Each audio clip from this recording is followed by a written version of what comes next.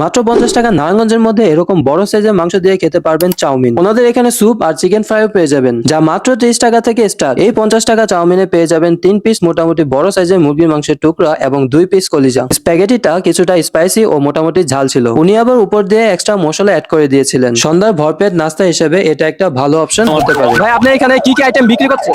আমার এখানে হলো chicken chow mein, chicken fry, chicken wings আর চিকেন স্যুপ, চিকেন মিক্সচার। আপনাদের এখানে বেস্ট সেলিং কোনটা?